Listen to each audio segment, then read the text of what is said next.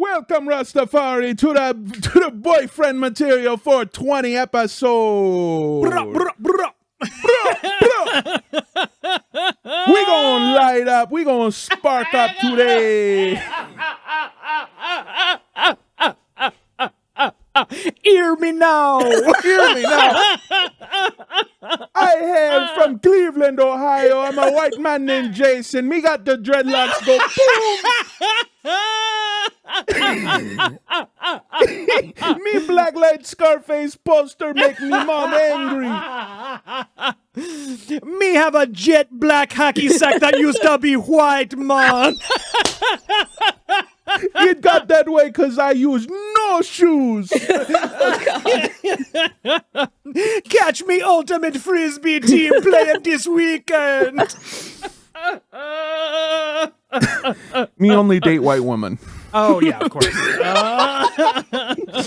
Oh, man, I'm really sorry. One of these days, Griff, you're going to get to do a Mexican accent, and we're going to have to sit here with it. It'll happen. Woo. Well, that's the end of the episode. Goodbye, everybody. Yeah, all right, later, everybody. Welcome, everybody, to the 420 episode of Boyfriend Material, the first one that we've ever done because every other time I have not been on top of it.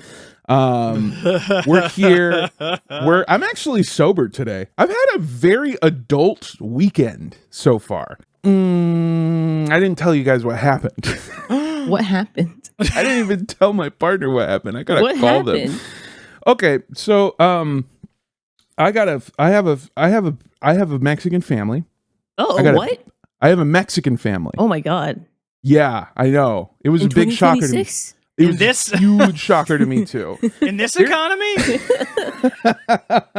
They're trying really hard. It's really funny because you have my generation where it's like Armando, others, Emilio, etc. Hector.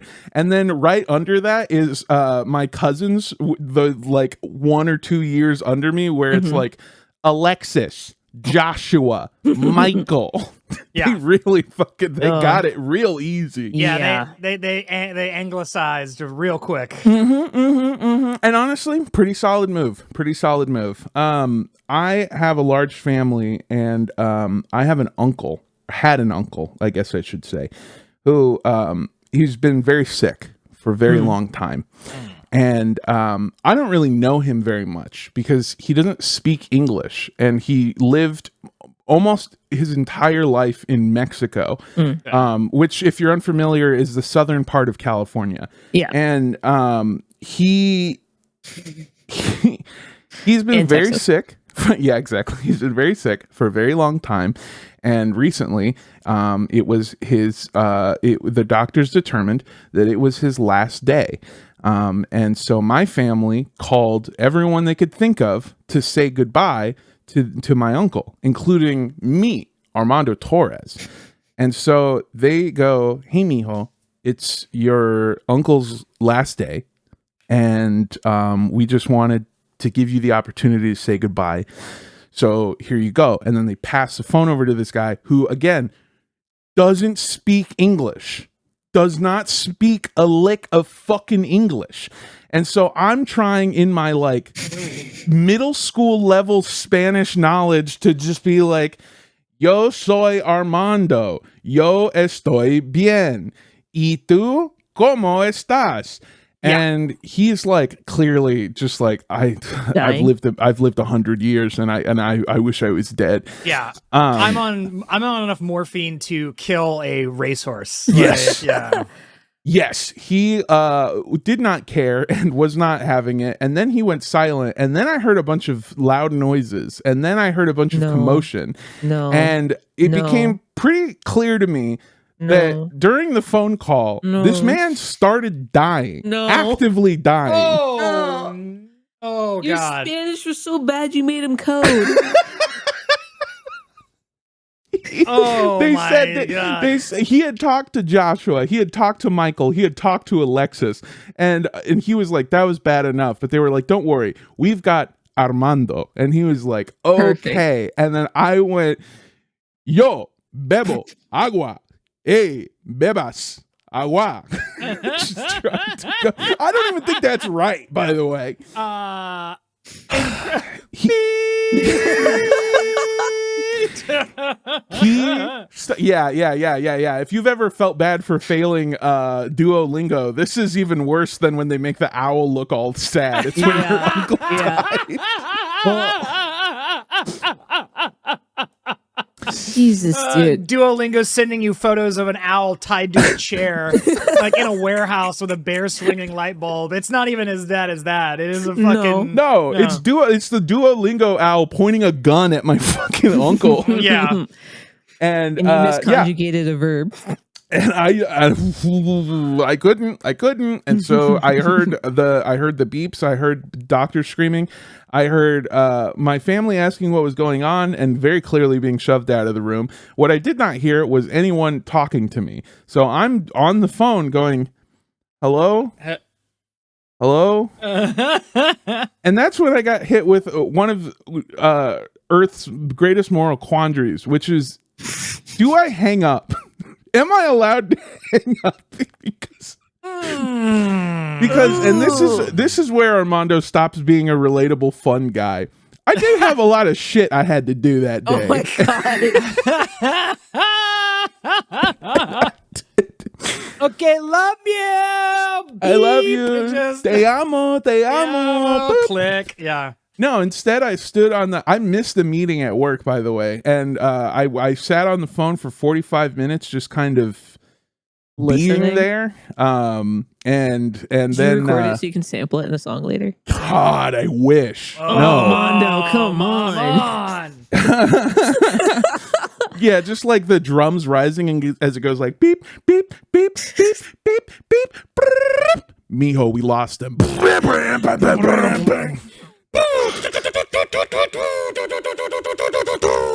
Yeah, we'll see. You know, fucking. Save my father. Okay. Can I say something that's very controversial yet brave? Yeah, please do. Everything Absolutely. we've said thus far has been extremely good and not at all bad. Yeah, for sure. Make the turn now. Okay, so something that's very interesting to me in those situations, it's on TV shows too. This is one thing happens in real life and on TV, which is like, you will have someone who is like in God's waiting room. They are ready to go. They are like being handed their coat and hat. They are seeing the light. Mm-hmm. And it's understood. Everyone is understood. Like the doctor, like the family, everyone's like, they even told you, this is his last day. Mm-hmm. Then they will code. They will start to leave this mortal coil. They will go to the sweet by and by. Mm-hmm. And all of a sudden, it's like, get the paddles. We have to resuscitate him. It's like, no, stop. No, just, like, let them go. Like, emergency resuscitate. Stop this. Like, they're going. Like, there's no reason to. Is it a HIPAA thing? Not HIPAA, the Hippocratic Oath or whatever? Where they have to try? I think know. so. But there's like, my dad was super dead and they tried to give him CPR and I was like, that's not necessary. I think you have to have it like took you guys 12 minutes to get here. That's not necessary. I think you have to have like clear instructions of like, you're not supposed to like do not resuscitate or something. I don't. I'm gonna be honest with you. I don't know. But this situation is the one that exactly Andrew was describing. This guy, when I say uncle, I mean great uncle. This guy's my grandfather's brother. Like, and he's my grandfather's older brother. I think he's almost 100 years old. Oh my God. Most of the people, this is going to get really sad. Most of the people that he knows are dead. Most of the people that he like actually knew have passed away. This guy is a lifelong Catholic. He wants to go to heaven. He wants to get his reward. He wants to go there. You would have gotten it sooner, but if you kill yourself, you don't get it. Exactly. He's also been like super sick for a really long time. Also, they called everyone that he may have possibly known. I was the bottom of the list. They were like in overtime, and they were like, okay, I guess we'll call Armando. Yeah, they were like fucking World Series Dodgers, just like picking people out of the audience to be relief pitchers. They were like, who the fuck are we getting? Who's pitching now? Who can we get? It was like they were calling people he went to elementary school with. He hasn't seen in 90 years. He he was ready to go. And that's why I'm not really sad at all. One, I didn't know him very much. And two, by all accounts, he was in a lot of pain and he just wanted to go. And when everything started happening, he had enough wherewithal to tell them to stop. And then they gave him, I guess, some kind of morphine or Dilaudid or something crazy. Yeah. And my dad said that he had not seen his uncle smile in decades. And he finally did. At the end, when they gave him the go out, the going out cocktail, the final cocktail, when they give you, when they have to like fucking turn 2 keys in order to get the like fucking liquid that they put in the IV to like send you to the great beyond, that is the good shit. Like And they gave it to him, and he was happy. He went out very peacefully. That's good. And it was a very nice moment, and he was surrounded by family, and also and also a grand cousin or something on the phone going, "Hello, grandnephew, grandnephew, yeah. If it is anyone there, I'm playing Balatro on my phone in the background. Hello." Oh my god, I feel like, I don't know if it's a cultural thing because of your Mexican side of your family, because I feel like with a black family, either they tell you too early or they don't tell you at all. They tell you that someone might not be here with us much longer and then they die 3 years later. Or you do what happens when I called my mom a couple weeks ago and she's like, "Oh, I'm on the way to Mississippi." And I'm like, "Why?" And she's like, "Oh, because your great uncle died." And I was like, "Oh, and you're at the point where you're going to the funeral and you didn't call me?" Yeah. You didn't tell me. She's just like, "Oh yeah, I'm driving to Mississippi." And just like dropped it. And I was like, I didn't know he was sick. And she was like, "Oh yeah." And I'm like, "Okay, yep, nope, that tracks." I am waiting. I wonder when it's going to happen to me, because and I mean like, where like the full unkification of yours truly will happen, because that is a real phenomenon with like our parents' generation, or just like older people in general, where it's like, oh yeah, no, it's okay. I'm driving your dad back from the hospital. I'm sorry, what? It's like, oh yeah, he had like an operation on his foot. I'm like, was anyone going to tell me that this was going on? Where you just like don't let your children or the people close to you know that you were like... My grandfather had cancer and he didn't tell us until after he finished treatment and it went into remission.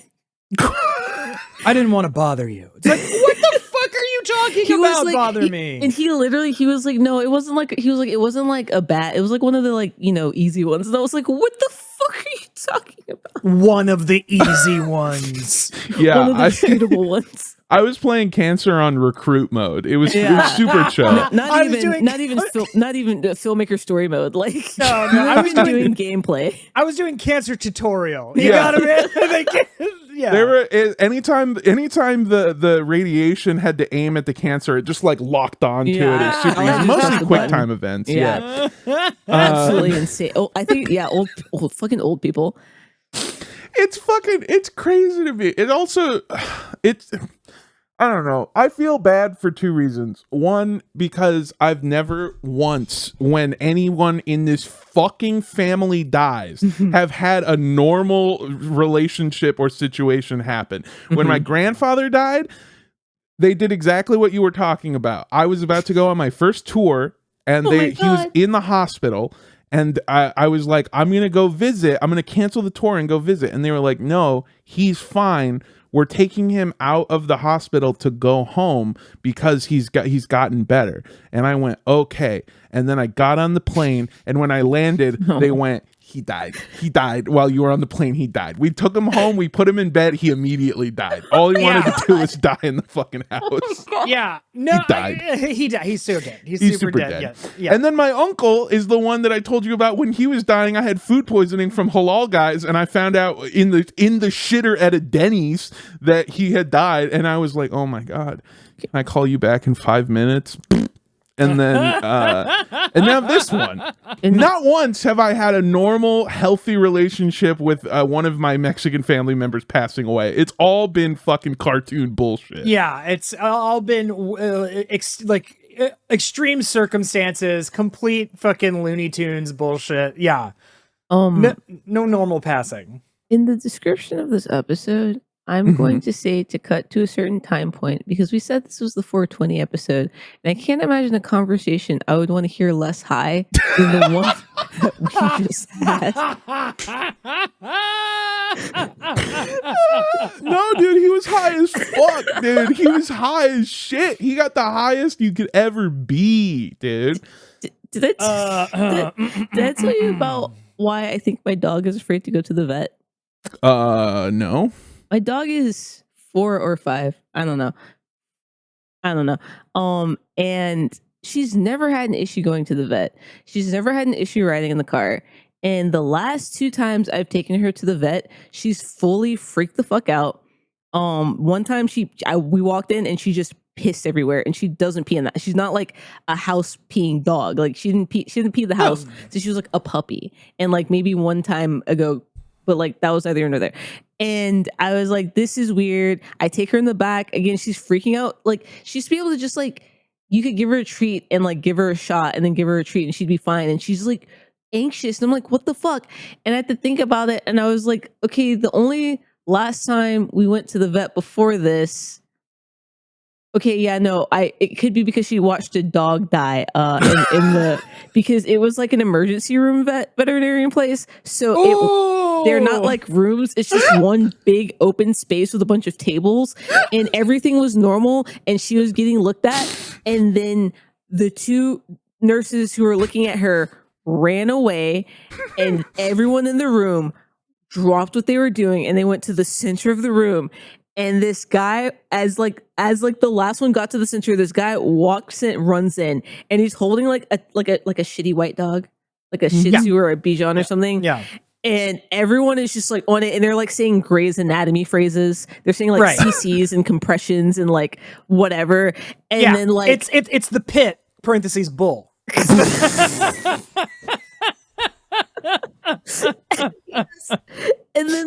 And then everything just like stopped, and then everybody went back to what they were doing, and they just came back over, and they were just like, sorry about that, and then continued to look at my dog, and I'm like, did that dog just die? And she was like, oh yeah, he was super dead. He was gone when he came in, and I was like, Jesus Christ.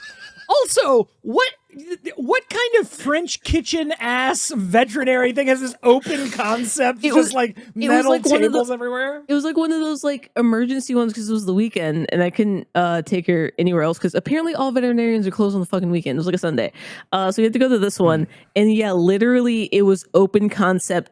The most privacy they had was like, this might be a deep cut. Were you guys ever in pre-K? Yeah. Did you guys have like the doors that were like child height that swung open?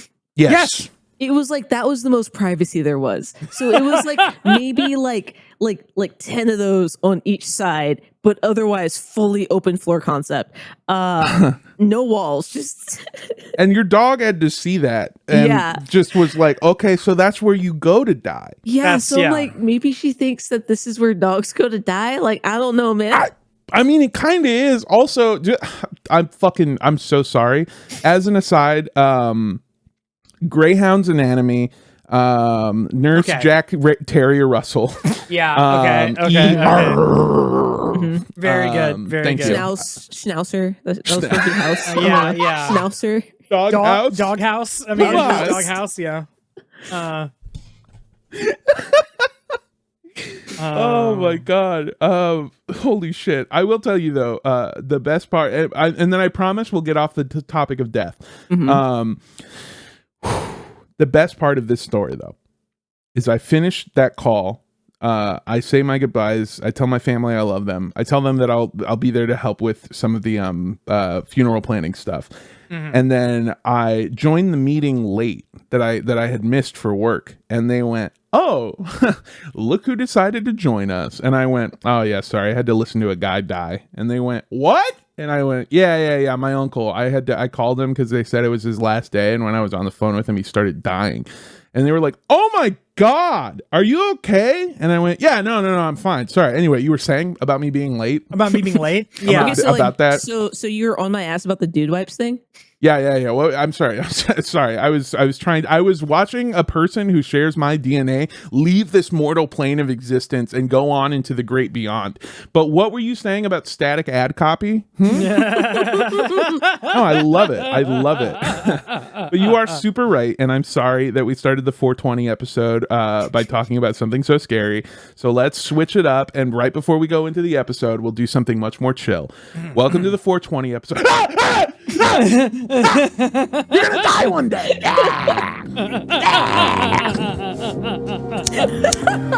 You guys ready to smoke up? Yeah. Yeah. Blaze it. Yeah. Blaze it. Welcome everybody to the only relationship advice show guaranteed to be absolutely fucking stoned right now. It is boyfriend material.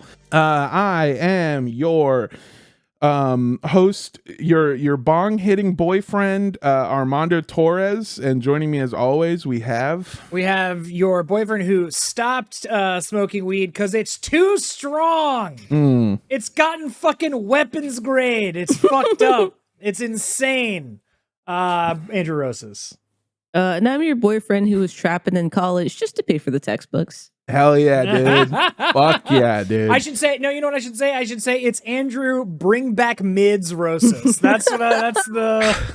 I can get you mids, by the way, if you want. I have a friend who grows weed in their house. Oh, okay. Is it 1995 mids? I think that's extinct. Yes. No, Oh, okay. no, it exists, Oh. but it's genuinely it's not sold by people. This is a person that I'm friends with. He doesn't sell the weed. He just grows weed in his backyard. And he doesn't do all the crazy shit and like the breeding shit and like the like playing God to create a stronger weed. Yeah, exactly. Weed's gotten to a point where like I feel like the first time I had a weed, hybrids were fun and new, and they were like, oh yeah, we got this thing, it's called Blue Dream, it's kind of chill but also kind of relaxing but also kind of exciting, and I'm like, okay, cool. And now 10 years later you go to buy the same strain and it's 1,000 times stronger. They call it a parent strain now, which fuck me. And also everything that they make from it, they've distilled it down to be its most powerful form and named it something like Alaska Thunderfuck or Cheetah Piss. Yeah, exactly. It's all the greatest drag names you've ever heard in your entire life. Yeah, it's like, oh, so what is the feeling of so what's like the feeling this one gives you? It's like, oh, it's kind of like putting on the Infinity Gauntlet and snapping, only but for your like soul, but for your nervous system. Yeah, for your nervous system. Yeah. I have I mean, you guys have both seen it. I have an entire like 10 minutes on marijuana in my stand-up act. And the only part that I feel like is relevant. And also, nobody laughs at this because no one finds it funny except for me, and I keep doing it in the set anyway. I don't give a fuck. Is I love that now we call marijuana recreational. Because you know what else is recreational is an ATV. And that's how I feel every time I smoke weed. Smoking weed used to be a chill experience. And now every time I get high, it's like being like, ah! You know, it's upsetting. It's like roulette. It's like you can have the exact same like eighth that you bought. And one time you smoke it and you're like, that was so chill. I was just like, I had a little snacky time. I was hanging out with my friends. And then you're like, oh, I'm going to have some again, like next week from the exact same bag. And then you smoke it and you go, everyone hates me. I'm going to die alone. It's like, well, you didn't treat me like that last. It's like having like a bipolar partner. Like you never know what you're going to get that day. Oh, it's the same packaging, but it's the same packaging, but the way that it affects you cannot be forecasted. No. Fucking BPDS. Fucking weed. Can I, really quick, I want to tangent and then we'll get into the questions. Yeah. Because I actually think we have the perfect question. But speaking of a BPD relationship, I did a show on Friday. By the way, as another tangent within the tangent, I did a show for Autism Awareness Month where I got to the show that I was just booked on normally, and then the host was like, welcome everybody to the comedy show It's a Spectrum for Autism Awareness Month. We have comedians from all across the spectrum here on the show tonight. And I was like, what the fuck? You got scouted. I don't know that that's true.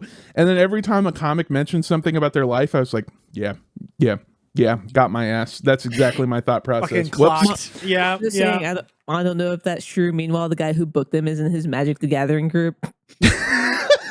Yeah. The guy who booked me, I told him I was playing Magic the Gathering, and then he called me a dork. Anyway, And I he was called you up a doubting. week later. I was doubting that I was maybe on the spectrum or autistic while I was in the back of the bar watching the Dodgers game on my phone with the stats pulled up too, so that I could see how everyone was hitting and what kind of pitchers that they were putting up against the people to see if they had the platoon advantage. And what I'm saying is they fucking got me. They clocked my ass. They clocked you immediately. I'm not going to get into the nitty-gritty details, but essentially what happened on Friday night is the Dodgers were playing the Texans, and the Dodgers were up for most of the game. And then when it got to the ninth inning, which is essentially the end of the game, our pitcher that they put in gave up 4 runs and tied up the game. The game became 7-7 in the end of the game. And I saw this happen, and I ran outside looking at my phone. I went, God damn it. And I ran outside looking at my phone because I knew that I was just going to get more and more upset watching this fucking game.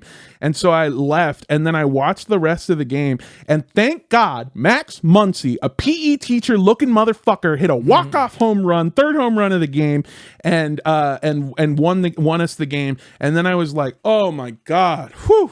And then I went back inside and enjoyed the rest of the show. After the show, the host came up to me and he went, are you okay? And I went, what? And he goes, yeah, I was talking to one of the other comics, and she was saying that she thinks that you got into a fight with your partner. And I was like, what? What are you talking about? And then he explained to me that from everyone else's perspective, I was sitting in the back of the bar angrily looking at my phone, and then it flashed and I went, God damn it. And then I went outside, and when somebody tried to put their ear to the window, all they heard was me go, fuck, man, are you fucking kidding me? This always happens. And then just like looking at my phone, bent over, chain vaping until something happened, and I went, thank God. And then I came back inside and wouldn't look at my phone for the rest of the night. It just fucking Mondo Rust Cole meme outside looking at his phone. So what you're telling me is that you were doing something that's your hyperfixation, then you had a autistic meltdown, had to go outside and self-soothe by vaping until everything was regulated. Yep. I belong on the show. Why am I on this Spectrum ass show? This doesn't make any sense. Excuse me, while pulling up fucking eBay to look at magic cards to like. Andrew, are you neurotypical? Pretty neurotypical, yeah. Damn, that's crazy. What's that like? Me and all of my sisters got hit with it in pretty much the same way. We just have different things that we like in different ways it expresses itself. And my mom was like, I don't believe that. Like, there's no way. There were no signs, blah, blah, blah. You know, the things that parents say. And I say, well, yeah, of course you would believe that. It's genetic, and we didn't get it from you. We didn't get it from you. Maybe we got it from the man who my entire life had an obsession with cars and RC vehicles to the point where he would buy them and then put them in a special room where we weren't allowed to touch them as children, because if anything was off, he'd have a freak out. And then also he was the most meticulous OCD man I've ever met in my entire life, to the point where, you know, he'd wake up in the middle of the night, go downstairs, and if there was crumbs on the kitchen, we had to clean the whole kitchen because it was dirty. So, you know, maybe we didn't get it from you, and that's why you don't think it's possible. Yep. It is so funny how much neurodivergence exists in boomers that they refuse to accept as neurodivergence, and are just insane. Like, it's like, man, when I was your age, There was no such thing as autism or being on the spectrum. Now, excuse me while I go meticulously arrange all of these fucking die-cast figurines, like World War II figurines. Yes. Oh, you collect spoons and bells? Okay, cool. That's normal. Oh, stamp collection? What the fuck do you think that is? Yeah, excuse me. I'm in the basement with my trains. Yes. Like, what the fuck are you talking about? I have a completely normal relationship with my commemorative plates that I keep in a room locked away from the rest of everyone. Yeah, you know, it's like, I don't know. Again, maybe if there's a person who has to have the same meal on the same day of the week every day for most of their life, then maybe, possibly. That's a load-bearing Taco Tuesday. All right. Well, we've got two questions today revolving around the holiest of holidays, 420, and I would like to share them with you, my cohorts. Hey, Copilot, Gemini, and Meta. That's how they started this one. I don't know which is which. I would assume that which one is the worst? Copilot. Copilot for sure. Okay. And I don't mean the worst for humanity. I mean the worst at being an AI. I think I'm Meta Copilot. because of that weird bonus episode we did for the Patreon and the amount of things on it that I understood. Fair. Yeah. I'm Copilot, Andrew's Gemini, you're Meta. All right. Hey, Copilot, Gemini, and Meta. Why in the heck do I get so dang anxious when I smoke a weed? All my friends do it. And by the way, that's exactly how they wrote it. When I smoke a weed. Yeah. All my friends do it a bit, and I've even gotten high with them. But every time it happens, I feel like I'm about to die. Don't even get me started on falling asleep while high. That's a death sentence waiting to happen. Any advice for a rookie smoker? Signed, Ganjaless in Georgia. Okay. Let me be straight up with you, my brother or sister in Christ. I am right there with you. I cannot handle like weed at all. It does not agree with me. Like I can have like 1 milligram, 1 to 3. Any more than that, and it truly feels like I'm like falling into a black hole. You're and a hyper responder. Hyper responder Yes. to it. He's not even exaggerating. I gave him a 2 milligram edible that he ate half of on New Year's Eve one year, and he fucking died. He died. He fell asleep on the couch and didn't wake up until like 4 p.m. the next day. So I am hyper responsive to it, thus making it not enjoyable most of the time. And so what I would say to you is weed is not for you. Just don't do it. You don't have to. There's nothing to say you have to, because and guess what? It only gets worse. Yeah. It's not like you get like better at it. It only gets worse with time. It's a thing. You can build I feel like when people say they build a tolerance to weed, that means that they build a tolerance to how much they have to get high. You do not build a tolerance to not have an anxiety attack. It doesn't exactly. happen. That's exactly right. That is exactly right. You can build a tolerance if you have a tolerance for it and it doesn't make you freak out. You can build a tolerance to how high it gets you. You cannot build a tolerance to how it makes you feel like you are falling into a Xerox machine. I literally know that a gummy is kicking in because I feel existential dread. That's how I know that the gummy is kicking in. And if I get high, I have to experience existential dread for the first hour, and then I maybe get to giggle after that. Maybe I either get to giggle, or I continue to have existential dread, or I get to giggle and then I get hungry, or the existential dread doesn't end and I have to take a quarter of a Xanax to calm down. What? Oh yeah, the ripcord. I forgot about that. Yeah. Why do you people fucking do it at all? Why would you do that? Because sometimes I get to giggle and have fun. Yeah, but you guys used to make fun of me for hitting the death vape, which, if you're unfamiliar with the concept of the death vape, it was a weed vape that I bought off of a guy I've never seen again in Minneapolis. Where'd you get that vape? I got it from that guy right over there. Which is like an empty parking lot. Like, yeah, your fucking Mogwai rules for even how to charge the thing. Like, it's super fucked up. You cannot charge it overnight. You can't charge it after 12. Well, every time is after 12. That's how the day works. Anyway. I got this vape from a guy that I met at a comedy club in Minneapolis, Minnesota, where weed is illegal, by the way, and bought the vape. And every time I hit it, it got me extraordinarily, rip-roaringly, absolutely off my ass baked. And it was a 50-50 shot whether I would have the worst panic attack of my life or a pretty chill night. Okay, but Mondo, it wasn't 50-50. It was 90-10. It was 80-20 at best, bro. best. That's still Mondo, 50-50. It's like flipping a coin is 50-50, but it's not going to even out to 50-50 if you do it a closed amount of times. Yes, because that means it was 80-20 at best. Because when you add up all those averages, that's what it comes out to, Armando. And that's why we would get upset, because it was like you have other vapes, you have flour, you have edibles, you can have anything in the world, and you just go, I want the death vape. Hey, Mondo. Because it was cool. I like gambling. I was gonna say, Mondo, more than weed, loves gambling. And that's It wasn't about getting high, it was about the gamble. Yeah, it's basically playing Russian roulette with your fucking weed tolerance. Yeah. I love the death vape, and I'm really sad that I can't get it or access it anymore. I'm sure it's on Temu. I bet you it is. I've tried Google photoing the logo from the death vape, unavailable. It Mondo? like crashes my Wi-Fi. Mondo, shuts off. I think he gave you like a DMT vape. I don't think it was weed. No, I think it was weed that was like grown in the fucking Chernobyl exclusion zone next to those fucking dogs that like can't die or whatever now. Like those, or like next to that fucking, there's like not dogs. There's like mold and fungus in the Chernobyl exclusion zone that like literally eats radioactivity. Like it has evolved to absorb radiation. Should we be studying that? That's like good. Oh, they are. Oh, Yeah, they are. the Russians are. Yeah. Okay. Yeah, they are.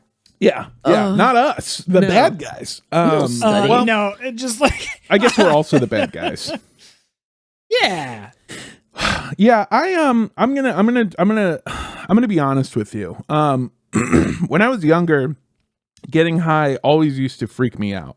And the reason it freaked me out is because when I used to get high, I was a teenager in high school, which you're supposed to get high then. It's in the name of the place that you're at. Yeah. But I also was doing it when I shouldn't have been doing it. Like I would get high and then I would go home and try to lie to my mother about why my eyes were red. And like, you know, I just tried to like get away with shit, or I would be around teachers who were like, this fucking child is stoned, but I'm not going to say anything because he's huge. He's a monkey, man. And he'll fucking, he'll do the monkey from Nope to me and just like beat the shit out of me. So my entire time as a child, when I was getting high, I was paranoid that I was going to get in trouble. And so then after I graduated high school and became 18 and got a med card and started smoking weed, and like my mother knew I was smoking weed and was more or less fine with it, I still felt that, like that weird ping of like, I'm going to get in trouble. I'm going to get in trouble for doing this. And once I hit a point where I was like, no one's going to get you in trouble. I live in California. No one gives a fuck. No one fucking cares. You can fucking smoke outside of bars. It doesn't matter. I'm not to the point where I like fully walk down the street smoking joints, at least not here anymore. I used to be that way when I lived in a beach town, because it's a beach town and they don't fucking care. But like sometimes I do see people who are smoking weed just like on a street corner, or like smoking a blunt while driving, which I don't think is a good idea or like a good thing to do. Legal. No, it's definitely not legal, and I don't love the idea of inebriating yourself while you're behind the vehicle of a car. I'm being serious. Like I don't think that's a good idea, and I don't think anyone should do that. But I do genuinely get jealous of the balls that these people have that they can do that, because like I can get high inside my own home and be fine. I can get high in the parking lot of a movie theater when I'm gonna go into the movie theater for several hours and come out sober. Like I can do all those things, but if I get high outside of the safety net of being safe, like being in a place that is mine and comfortable and own, that's when the panic attacks set in. Sure. Yeah. That's when I get, or if I overdo it. I told you guys about both the death vape and then the oil that I took too much of. The one that you thought degraded after what, 1 year? It was several years. It was several Jesus years, Christ. and it just got stronger. And it made me see the witch's face, and I have never forgotten that. And Yeah. I still have that oil, by the way. Why? I don't know, Toss in it- case I need it. He's like, maybe case it's, you need he's like, it. maybe it's weak enough now. God damn it. It continuously gets stronger. But this is going to be the fucking morphine that I take as I leave this mortal coil. Where is it? So the witch's face, like That's, if you're not remembering, I forget if it was on RTP or this one, but yeah, I got so high that I kept seeing the face of a witch anytime I closed my eyes. I've had that. Terrifying. Okay. So one thing that's very funny, I don't know if you guys grew up in the age of Dare, but I was the Dare to resist drugs and violence. That was propagandized to me from a very, very young age. It was all over the place. But more than just like the Dare program, the thing it's always had the same messaging. All anti-drug campaigns have always had the same messaging since like the 60s, since like Alice doesn't live here anymore, or whatever, or go ask Alice, or Reefer like, madness. But since Reefer Madness, all the propaganda and weed has all had like the same sort of messaging, which is like, and like the like drug campaigns even of like the early 2000s, it's always been like, oh man, it'll make you not care about things. It'll make you be like really disaffected. You'll lose passion for life. It's like, oh, it's all my friends don't want to hang around with me anymore. It's going to lead you to a life of iniquity and like sin and stuff like that. It's like, that sounds great. What it actually does is make me feel like I'm behind the bookcase at the end of Interstellar. Like I'm Reset like the counter. I am flying through the fucking fifth dimension, going Murph, God Murph, Dude, I got the highest I ever got is a tie between the first time I got too high because they made me do a grav with the gravity water bottle. bong? Yeah. Oh. And I did the whole thing. And it was a smart water bottle, the big one. Oh. And also, much like drinking, no one told me it burned. So then I like coughed up a lung for an hour. I almost threw up. And then I went back to my room and I had to go to lay down in my bed and everybody was watching Blue Mountain State and I had auditory hallucinations where they were all saying how much they hated me, which is also what happened the other time, which is the highest I ever got. But that was worse because I was in a nightclub and I was fine. We were in a club and I was fine. And then I went to go buy a bottle of water and all they had was Fiji water, and I was mad because it was $8 for the fucking bottle. And I took a sip of it, and then I went to the bathroom, and I fell over, and I passed out next to a toilet, and then I threw up, and then I had to go back home. And then when I got home, I was getting even higher, and I went to my room, and I closed the door and turned off all the lights. Terrible mistake. Don't do that. And it just felt like I was being picked up and dropped repeatedly, and it was the worst experience of my life, I think. And also, I kept hearing my friends in the other room talking about how much they hated me. Okay, I want to get ahead of this in case we ever decide to get high together. Mm-hmm. I love you. I love you so tremendously a lot. Both of you. I love you more than I ever thought possible of love that I could have for a non-romantic partner or born family member. I love you both so much, and I would never, ever hate you. And I would never say any of those things when you get high. Here's my advice to you, caller. That, by the way, was just a tangent to let my friends know that I love them, which you should always do. My advice to you, caller, is if you want to... First of all, Andrew might be right. Maybe weed isn't for you. That's fine. That's okay. There are people who can't do... Like, do mushrooms. There's people who can't drink because every time they get drunk, they become a monster. Yeah, that's much worse. Yeah. You have a monster inside of you terrorizing yourself. Yes, there are people who just don't react the right way to things or are predisposed or whatever the word is to having a bad reaction to stuff. So first of all, you don't have to get high. No one's going to get mad at you for not taking the drugs away. Right, like exactly.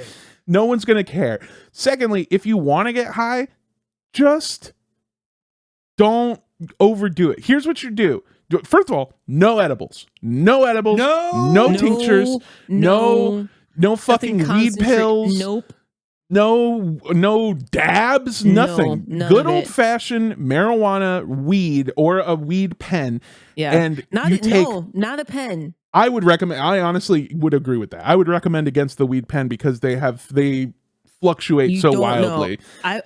I would say again, if you're dead set on smoking weed and you don't mind spending the money, get a Packs. flower vape. Yeah, get a Yep. Pax. I have a Yeah. Pax Mini, and that's the only way I can smoke weed because it's a little bit of weed. You can't overpack it because then it won't work. So you can only put a little bit. That's the same one Yeah. I have.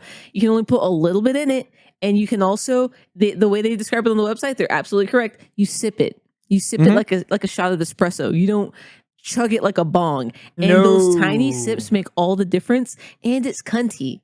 Yep. It's a little cunty. And I it smells a feel little bit rich. like burnt popcorn. It does smell like Yeah. burnt popcorn. Well, I will also say, and this is just like this is pro advice for anything, not just weed, but almost any kind of substance. If you smoke a little bit or take an edible, whatever you do, and you don't feel anything, you stop.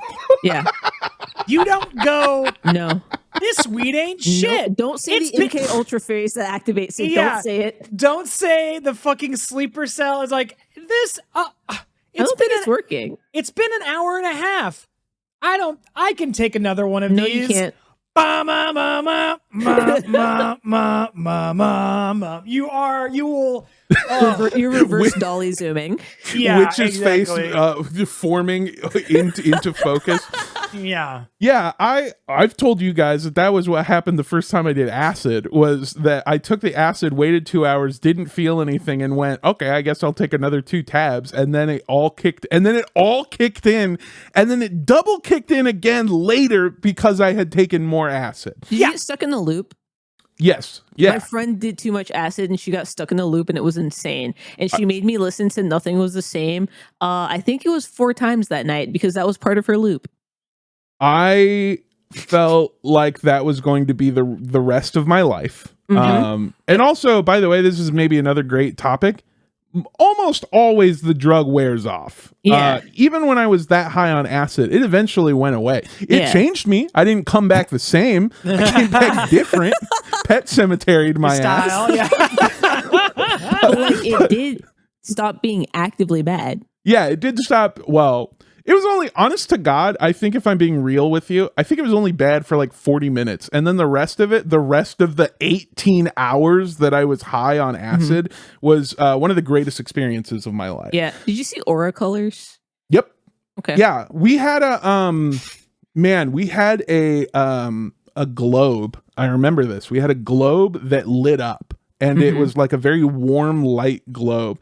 And it looked like it was a ball of magma, and I could touch it, and it felt like when I touched it, the magma would let me touch it, and it was so beautiful. And I remember looking at this map. Also, it was just a globe of the world, and I remember thinking about how beautiful it was, because everywhere I spun, it would be like, I would spin it and stop it, and it would be like, that's Paris, France. And I was like, oh, and then I would spin it and stop, and it was like, that's, I don't know, Sichuan, China or something. Yeah, Monaco. Yeah. This is Tokyo, Japan. And then I spun it back and stopped it on California, and I stopped it and I read Bakersfield, and I was like, what the get the fuck out of here. What are you talking about?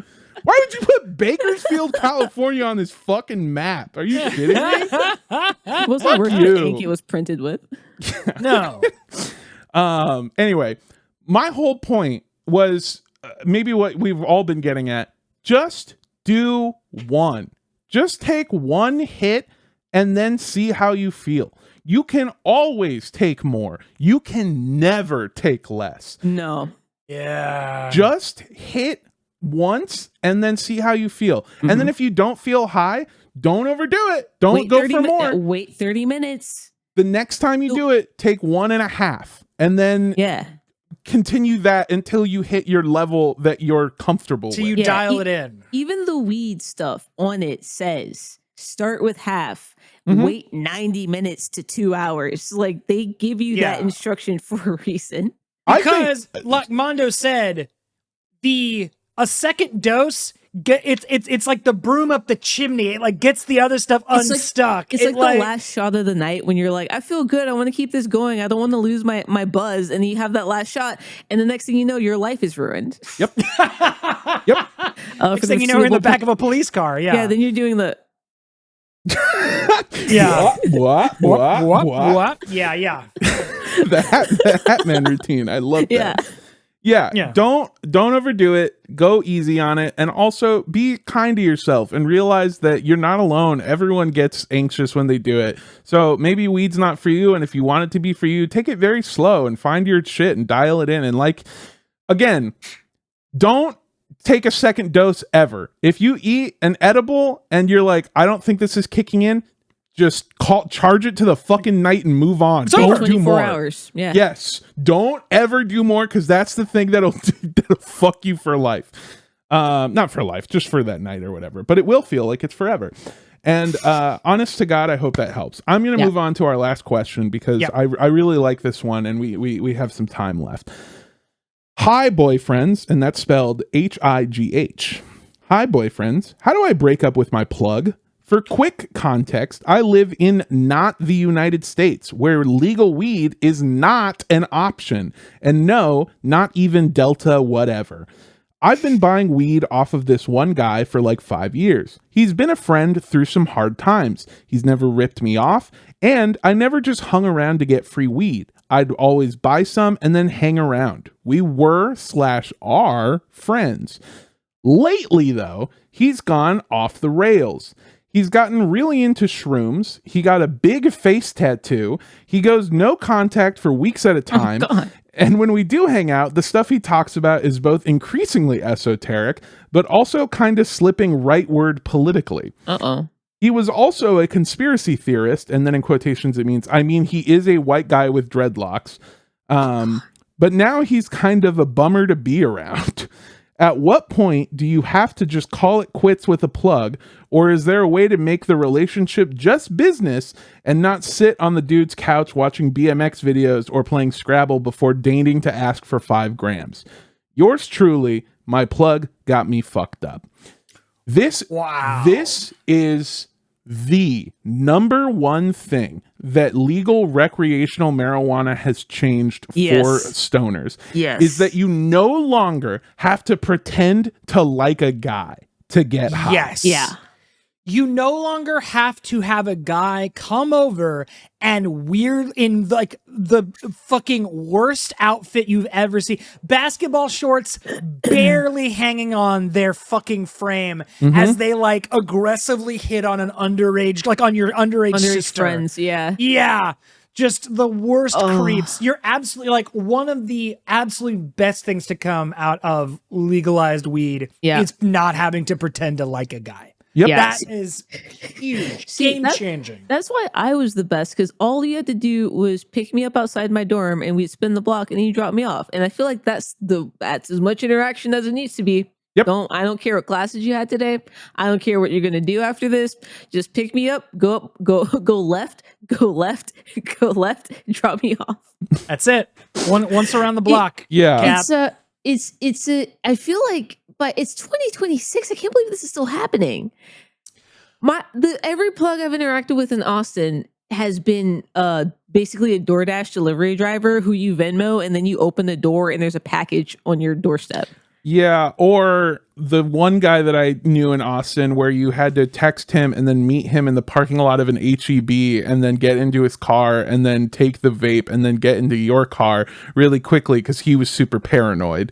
I don't know if you ever interacted with that guy, but I didn't get that guy. No, I did not like that, but I appreciated it more than you coming to my fucking house and me feeling like I have to cover my couch because of whatever slime you've got on you. No, whatever bed bugs you're gonna bring in here, you fucking yeah. I will say though that when I went to Paris and I bought weed in Paris, I did have to go to a guy's house and I did have to hang out with him for a while, and it did suck, especially. And but it is kind of cool that guy exists in everywhere, every country. Yeah.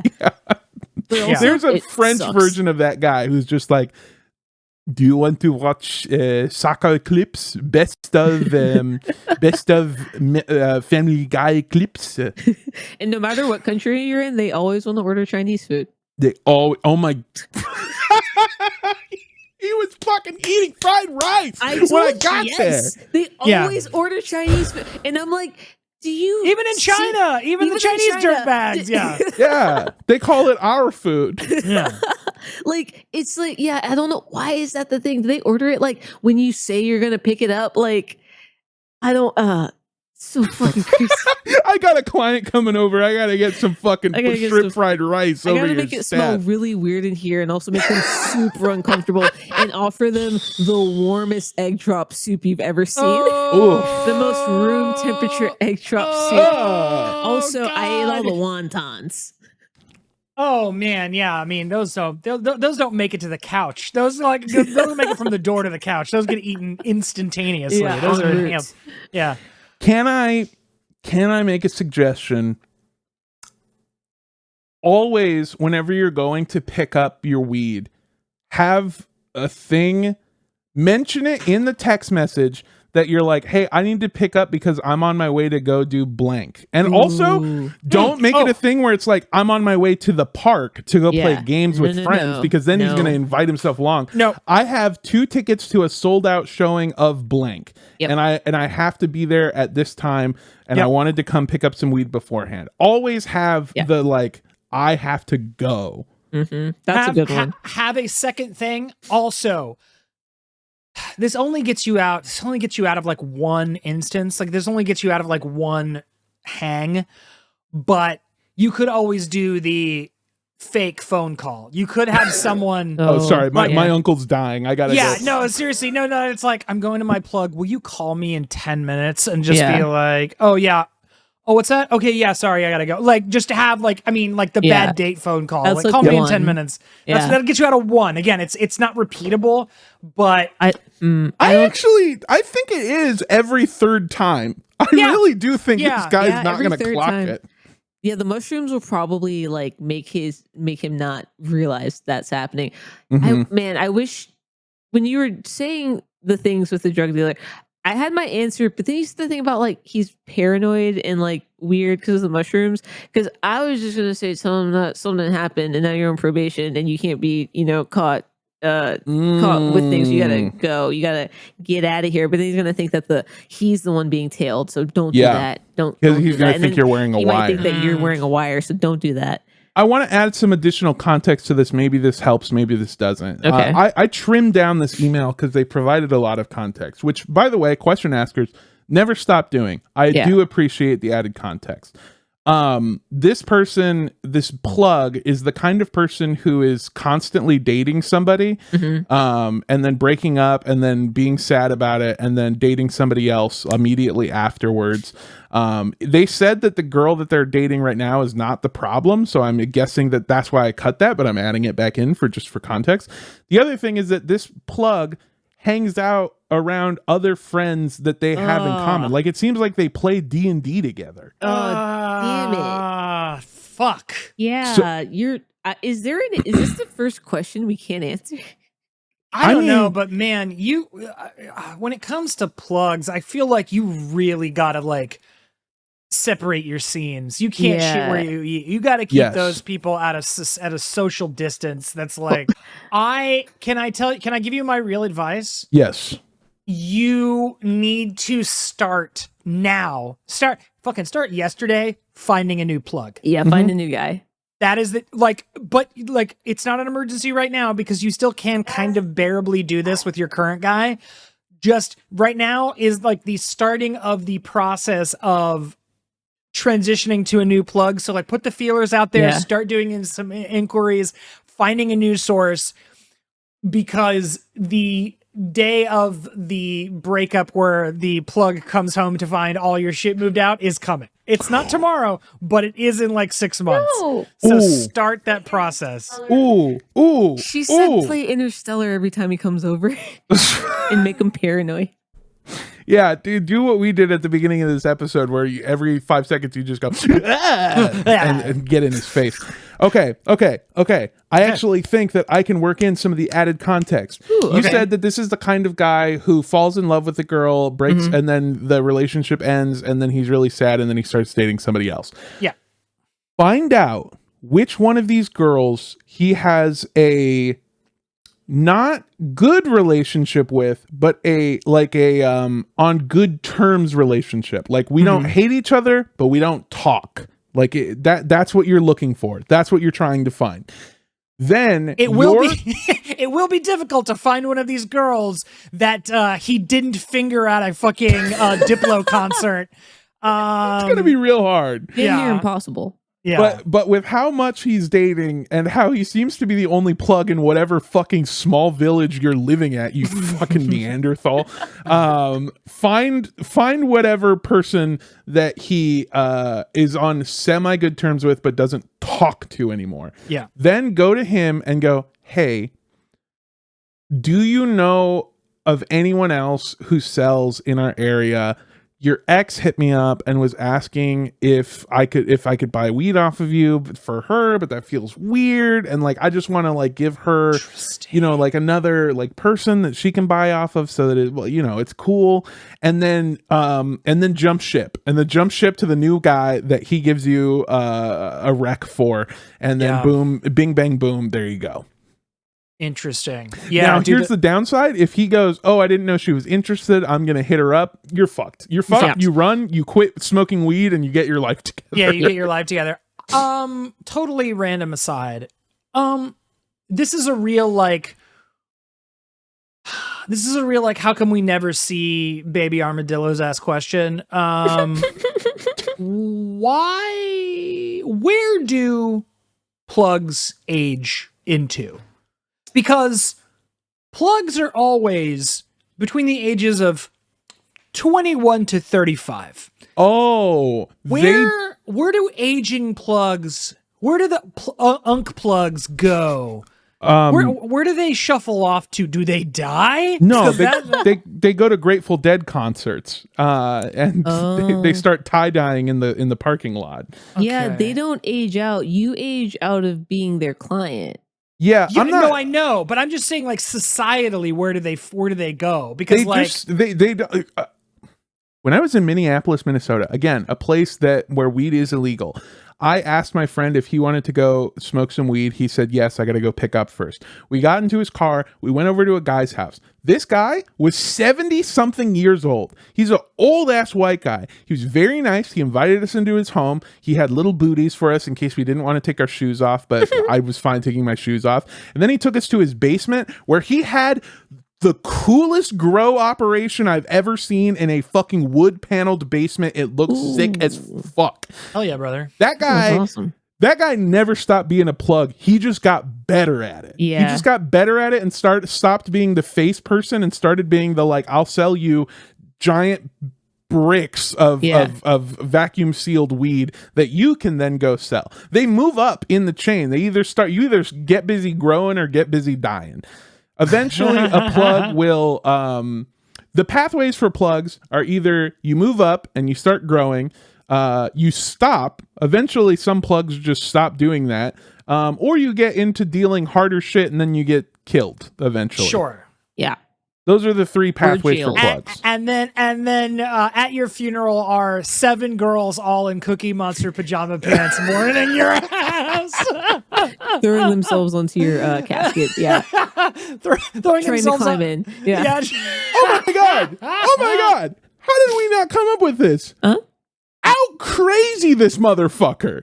That's all you gotta do. Oh, You gotta get yourself a pair of fucking Cookie Monster sweatpants, and every time you show up, you make him so uncomfortable that all he wants to do is sell you the weed and to get the fuck away from you. Make him more, yeah. Okay. That kind of falls into the make him more. When you come over and he says, "Hey, this is the weed. Like, do you want to stay and watch BMX videos?" You just go BMX. Don't you know that Schwinn was in the files? Yeah. BMX videos, that's kind of pussy shit. You want to watch a guy die? I just found it on 4chan. Oh man. As an aside, in the past 2 years, has anyone else noticed that like they just put more murder on the internet? for you to just like accidentally see now? Yeah. That's like weird. Yeah, it's I mean, take the intro to this episode. Death has kind of become this weird desensitized thing to us. They don't even do the thing where they like blur it and you have to press the like eye with the line through it to unblur it. It's just like there. It's just there. It's just there. Anyway, there's a car idling outside your apartment that's been there for like 2 hours. So like, I don't know. Like, anyway, I'm just gonna get the weed and go. Yeah. Yeah. Nice. Swin was in the files, by the way, is so funny. I haven't stopped laughing at it internally in my head. Yeah, just fucking freak him out. Freak him out, be weird, put on weird shit, do what I did and put on 9/11 footage when he comes over and just be like, sorry, it's my favorite video. And then like put on the Andre 3000 flute album. Yes. And snap off beat the whole time. Just make it so uncomfortable that he wants to leave. Yes, you need to be like if he is like a weirdo, like leaning right guy. When he comes over, you need to be Alfred Molina in Boogie Nights, playing fucking Rick Springfield with a little Chinese kid lighting firecrackers. You need to be like, fucking getting just out crazy him. Absolutely. Yes. Absolutely. Be a coked up nightmare. Dropping weed off at your house should feel like an episode of Twin Peaks to this motherfucker. Yeah. And maybe just for extra zhuzh, always have the vagina monologues playing. Oh, fuck yeah, dude. Because that'll get him out of there real quick. Even if he wasn't making a right wing tilt, men hate the vagina monologues. And then have a little podium in front of the TV with an open script of the vagina monologues and the little with the Torah follow along thing. You know what I'm talking about? Oh my god, yeah, do that. Freak him out. Give him one of the and then just make it so uncomfortable to be around you that all he wants to do is drop the weed off and leave. There you go. Yeah. Boom. We did it. Solved it. All right. I'm gonna go and drink this entire bottle of concentrate. No, Mondo, no. Stop. Oh god. Oh god. Well, see you on the other side. And she brought the Hat Man with him this time. Oh shit! They're both fucking. They're in an open relationship and they like to buy.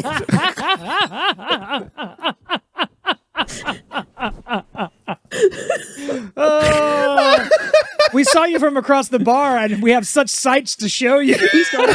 We saw you from across the so space of the DMT plane. Yeah, we saw you across the back rooms. The vibrational patterns. And we liked your superpositional positioning in this fourth dimension. You want to come over to our place and watch some videos and eat some Chinese food? God damn it. Hey, do you have a question that you want to send us? Well, you can. You can send it to us at midnightsnackcontact@gmail.com. That is midnightsnackcontact@gmail.com. You can also send us a DM at midnightsnack.tv on Instagram. The reason I bring that up is because one of these questions was submitted via our email and the other one was submitted via DM. So you can send questions any which way and we will get them. We have a few questions lined up for the next coming weeks, but I always need more questions, so keep them coming. They don't have to be about dating. They can be about your fucking plug, dude. They can be about anything. Yeah. Anything tangentially, if I'm using that word correctly, related to relationships. Yeah. Hey, do you want to help support the show? You can go to patreon.com/midnightsnacktv. You can also go to racistgofundme.com.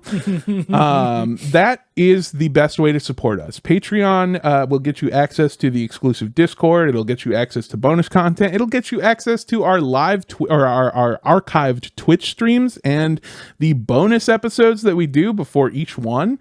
They will also get you, I think I already said it, but the Discord access is great. We post a lot of stuff there. We're working on merchandise right now and we're sharing designs in the Discord. We're taking opinions in the Discord. It's a fun place to be around where a lot of people get to talk, communicate, and hang out.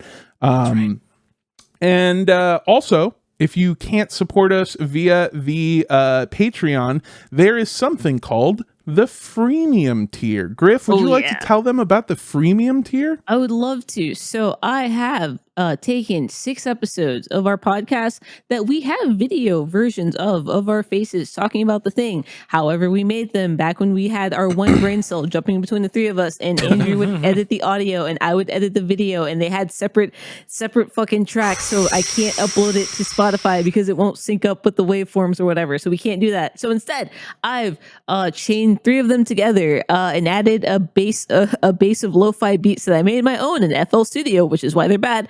And I put a little bit of reverb on it, so it sounds super calm and chilling. And you can listen to that on Spotify, but I don't recommend it because I have put the maximum number of ads in it because it's not made to be listened to. It's made to be left on while you're at work on a different computer. That doesn't matter if it's on all day, or maybe an old phone that you have. That again, you just play this playlist and leave it on so Spotify can give us a couple of cents per listen, and that's a really good free way to help support us. As of today, I actually, before we finished recording, I just uploaded the 2nd freemium tier episode, so that's a full 7.5 hours of freemium content and a whopping 70 ads that all help us more than you could ever imagine. So if you support us that way and you can't do it via Ko-fi or Twitch or Patreon, then this is a very free, easy way to do it, and all it costs is the electricity to charge the device that you're leaving it playing on. Yeah. Hey, I'm really sorry, and we can definitely cut this out of the episode, but the Dodgers and the Rangers they just started their game right now. Can I play for you the first pitch of the baseball game? Here's the first pitch of the game. 1920 trailing a familiar name, Clayton Kershaw. His first pitch of the day. Ohtani is all over it. A towering shot in the air to right, and it is gone. Home run. First pitch, home run. That's crazy. That's Ohtani! Ohtani, baby. And with that, we have implied oral consent, not express written consent to broadcast oh my god, yeah, I guess we broke the law there. Whatever. Oh, wait, quickly, since you've played that, is he gonna have to play against the thick boy that he taught how to bat? Yeah, who plays for the White Sox, Murakami, I think. I would love to see that. The white, oh my god. Oh, you saw him teach him how to hit better. Yeah, dude. I am so fucking ready for that. He doesn't hit dingers. He hits bangers, and it's scary. And anyone in the crowd that catches it is doing it at their own risk. Play the White Sox. They will play the White Sox June 12th, 13th, and 14th. Okay. I'm gonna watch baseball for the first time in my life. I'm so fucking excited. I paid a bunch of money stupidly just to watch.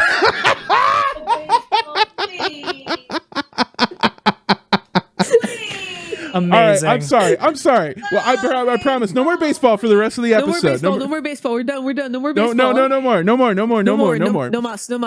No mas. Griff mentioned Twitch streaming. If you want to see us play some games like Raft, or we played Peak with a friend of the show, Chris Mejia, you should go to liveboyfriend.com. You can also go to twitch.tv/midnightsnack_TV, but that's a long and hard thing to do. So you can go to liveboyfriend.com. It'll get you there too. We tend to Twitch stream on Thursdays, but sometimes we go live whenever we have the time. So you should come join us. You should come hang out. It's really fun. It's a lot of blast, and other descriptions of how fun it is. You do not have to subscribe to us on Twitch if you do not want to. You can go to Ko-fi. Ko-fi is a great way to support us, or Patreon again, which is the best and easiest way to support us. But Ko-fi is a way that you can support us with one singular donation rather than a subscription service if you want to.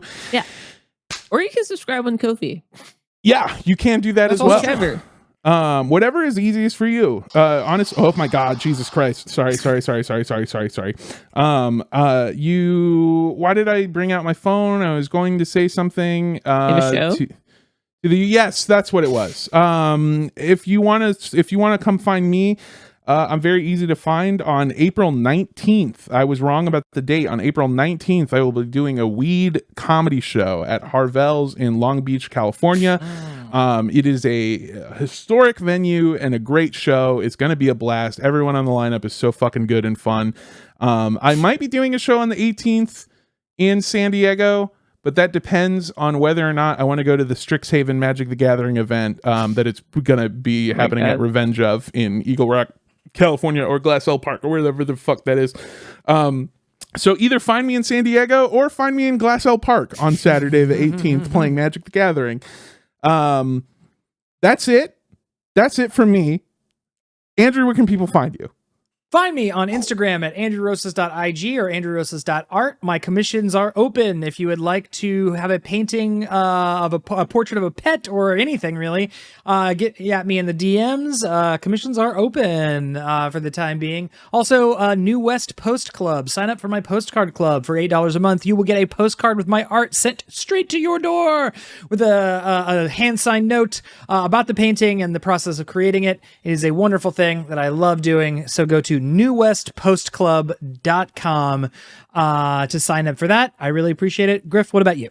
I am the_indoor kid on all platforms that allow an underscore, and if it doesn't, just take it out. It's still probably me. And as always, you can find me on Waifu Wednesdays with my lovable, wonderful producer girlfriend at her Twitch channel, which is twitch.tv/blackcrystal with a K and an E, and you guys can figure out where those go.